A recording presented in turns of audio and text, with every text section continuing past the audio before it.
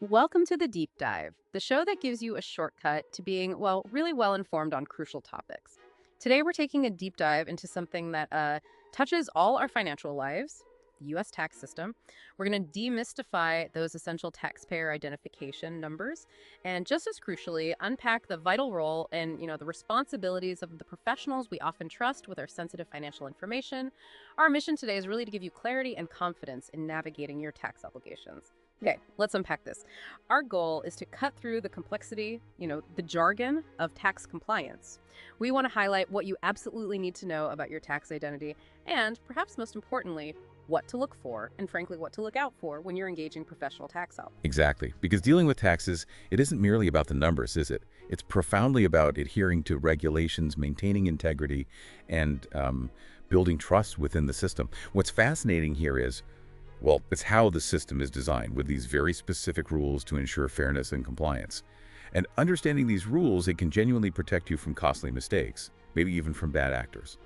We'll try to illuminate both the official guidelines and, some common pitfalls, helping you avoid unnecessary issues. Okay, so let's kick things off with the absolute foundation. The bedrock, really, of navigating the U.S. tax system. Taxpayer Identification Numbers, or TINs.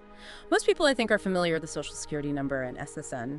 But did you know there are other kinds of tax identification numbers, each serving a very specific purpose? That's right. The SSN is definitely the most common one. It's primarily for individuals authorized to work here in the U.S. But beyond that, yeah, there are several other crucial TINs. For instance, if you need a U.S. tax ID, but maybe you don't have or you aren't eligible for an SSN, maybe you're a non-resident alien with U.S. income, for example, then you likely need an individual taxpayer identification number, or ITN. An ITN, okay. Yeah, that's a 9-digit number issued by the IRS. You apply using Form W-7, and it typically requires specific documentation, like a foreign passport, often works on its own. Gotcha. And what about for, say, businesses or estates, trusts? Right, for those, there's the Employer Identification Number, the EIN. People often call it a federal tax ID number. Yeah. And if you're starting a business like an LLC or a corporation, it's really key, actually, to legally form that entity with your state before you apply for the EIN. Ah, okay. Order matters. It does, but the good news here is that getting an EIN is free, and you do it directly through the IRS website. Good to know. Are there others we should briefly mention? Well, yeah, there are a couple more specialized ones. There's the Adoption Taxpayer Identification Number, ATN, for adopting parents. And then there's the Preparer Tax Identification Number, the PTIN. That's required for anyone who prepares tax returns for a fee. So your paid tax professional will have one of these. Okay, so what does this all mean for you, the listener? The key insight, really, isn't just knowing these numbers exist. It's understanding that your specific number is like the IRS's unique fingerprint for you. Getting it wrong or using the wrong one, well, that can unravel everything. It could cost you time, money, or even, flag you for review. So having the correct identification is really the very first step in proper tax filing, whether you're handling it yourself or getting professional assistance. That's step one. Right. And that leads us perfectly into the framework of trust, doesn't it? How tax professionals themselves are regulated. Exactly. There's an oversight body, the Office of Professional Responsibility, or OPR. It operates within the IRS, and they set the rules, the standards, for how tax professionals operate when they practice before the IRS. It's primarily done through a really critical document called Treasury Circular 230. Circular 230. Okay, I've heard of that. Sounds important. It is. Think of it as the IRS's detailed rulebook. It spells out exactly how tax professionals must conduct themselves ethically and competently. And here's where it gets really interesting. Define what practice before the IRS truly means, because it's not just doing my tax return right. No, not at all. It's much broader. It covers a whole range of activities, things like preparing and filing various documents, not just the 1040, corresponding with the IRS on your behalf, even providing written tax advice, or representing clients at conferences or meetings with IRS personnel. It's quite comprehensive. Wow. Okay, so who exactly falls under this regulatory umbrella? Who has to follow Circular 230? It's a defined list. We're talking about attorneys, certified public accountants, CPAs, enrolled agents, also enrolled retirement plan agents, enrolled actuaries, and even people holding an annual filing season program record of completion. And it also includes appraisers if they submit appraisals that support tax positions. Okay. Quite a few different types of professionals. Right. And the core concept here that the OPR looks at is fitness to practice. Yeah. It's not just about having the technical credentials, though that's necessary. It also requires good character, a solid reputation, and the necessary competence to provide, valuable, sound service to clients. So the IRS is looking at character as well as skills. That's interesting. It really is. And what's the motivation behind such detailed rules? It's genuinely about protecting the integrity of the entire tax system, and perhaps most importantly, protecting you, the taxpayer, from getting bad advice or falling victim to unethical conduct. Right. So what does this all mean for you listening? It means there are robust standards, expectations for those you trust with your sensitive tax matters. They're designed to protect the system and, by extension, your interests. Okay, so let's dig into the specifics now. What are some of the key duties outlined in Circular 230 that really define an ethical tax professional? How do these rules actually protect you? Absolutely. Let's break down some key ones. First, let's maybe group competence and diligence as to accuracy together. Let's call it professionalism and accuracy. Your tax pro, well, they need to genuinely know their stuff, right? They need the knowledge, the skill, the thoroughness for your specific tax matter. And crucially, if an issue pops up that's maybe beyond their current expertise, they're actually obligated to either, hit the books, research it, educate themselves. Or ask for help. Or consult with a more knowledgeable peer. Exactly. They need to recognize their own limitations. The real takeaway from this rule, I think, is that a great tax professional isn't afraid to say, I don't know that off the top of my head, but I will find out. Or, let me connect you with someone who specializes in this. That kind of humility, it's actually a massive green flag. It protects you from costly missteps. That makes sense. Knowing what you don't know is important. Vitally important. Yeah. And diligence means they must exercise care in preparing your returns, filing documents, and just ensuring the correctness of any information they give, whether it's to the Treasury or directly to you, the client. Okay, what's next? Then there's honesty in filings. This is covered under Section 10.34, Standards for Tax Returns. Basically, a professional simply cannot sign a tax return or advise you to take a position on one if it lacks a reasonable basis. Or if the position is just plain unreasonable, or if it willfully attempts to understate your tax liability, or if it recklessly disregards established rules. So no playing fast and loose with the rules. Definitely not. And they also can't advise taking frivolous positions, things with no legal merit, or submitting documents just to delay things, to slow down tax administration. And the IRS really emphasizes this. Patterns matter when they review a practitioner's conduct over time. Right. Consistent behavior counts. It does. Next up, transparency and risk awareness. This is also part of 10.34. A diligent professional must inform you, the client, about any potential penalty exposure related to a position taken on your return, or really any document submitted to the IRS. So they have to warn you if something might be risky. Yes. And they also need to advise you on how you might avoid such penalties, maybe through proper disclosure on the return, for example. This is critical because it ensures you're never blindsided by unexpected and potentially expensive consequences down the road. Okay, good to know. What else constitutes best practice? Well, Section 10.33 covers best practices, which really tie into good client relationships and sound judgment. These aren't strict rules like the others, but they're strongly encouraged aspirational standards. A professional should genuinely get to know your client, understand your specific tax situation, not just treat you like a number. Right, personalized service. Exactly. They should have clear engagement agreements, contracts outlining their services and fees. No surprises there. They should always confirm the accuracy of your financial records and any substantiation you provide. Ask questions. And they should keep good notes, contemporaneously document the questions they asked you and the responses you gave. So good record keeping on their end too. Absolutely. These best practices aren't just, bureaucratic checkboxes. They really form the bedrock of trust. If a professional isn't clearly documenting things or explaining risks properly or taking the time to understand your unique situation, well, they're not just cutting corners for themselves. They're creating potential liabilities for you. They should always be thinking about substantial authority or reasonable basis for positions, with disclosure if needed. The mindset should be, don't take unnecessary risks. Losing their livelihood or damaging their reputation, it's just not worth it. Makes sense. What if they find a mistake I made in the past? Good question.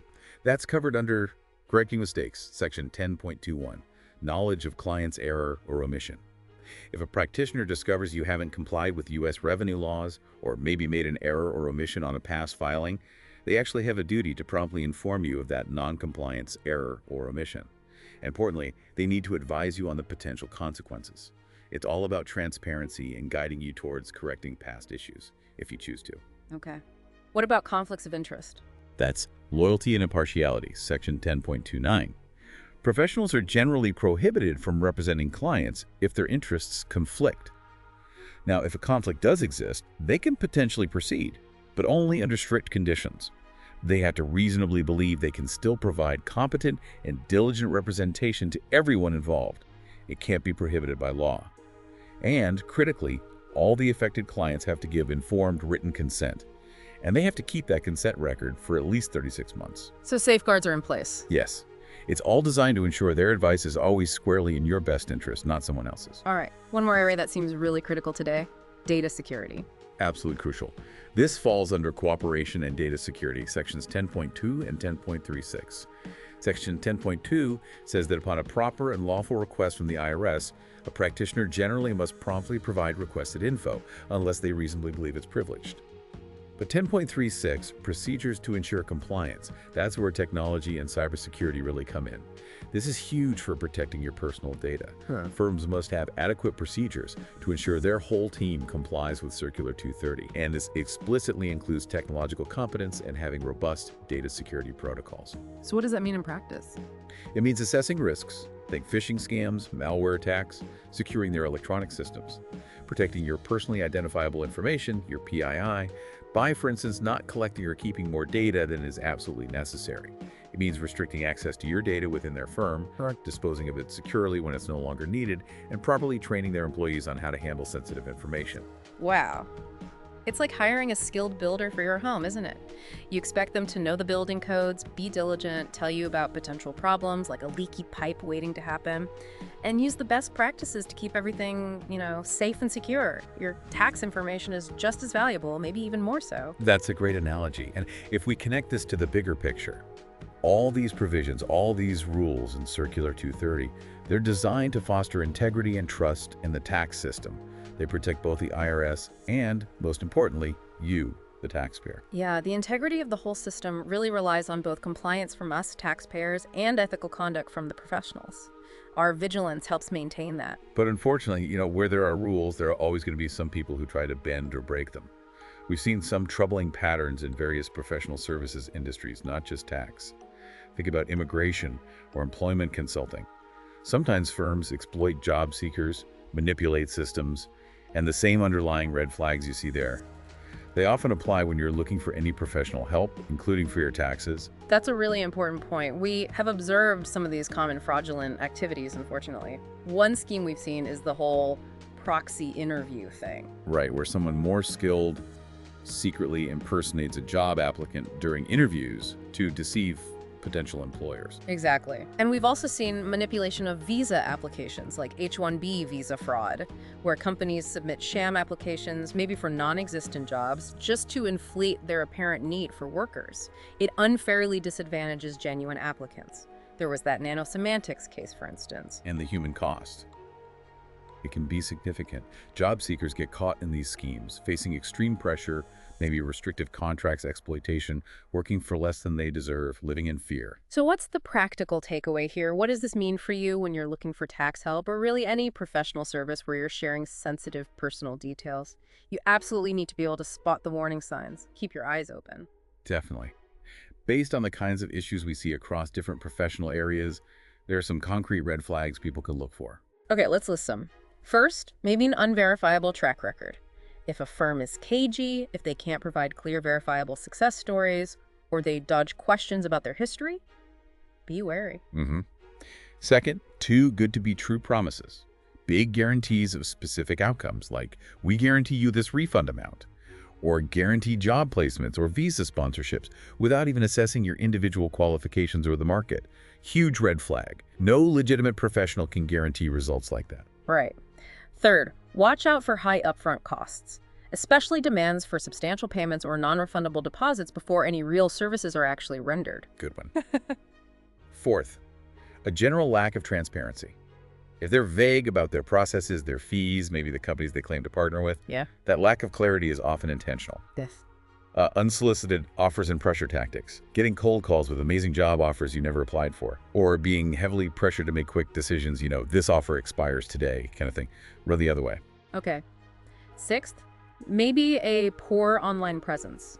like a lack of a professional-looking website, or using generic free email addresses instead of a company domain, or just no solid social media presence that looks legitimate. Yeah, that can be telling. And finally, maybe the biggest red flag of all, encouragement of dishonesty. Any suggestion, even a subtle one, to fabricate experience on a resume, misrepresent income or deductions on your tax return, use those proxy interviews we mentioned, or engage in any other unethical practice, that's an absolute deal breaker. Walk away immediately. Absolutely. And it's worth remembering there are serious consequences for tax practitioners who do engage in misconduct. The OPR, the Office of Professional Responsibility we talked about, they investigate these things.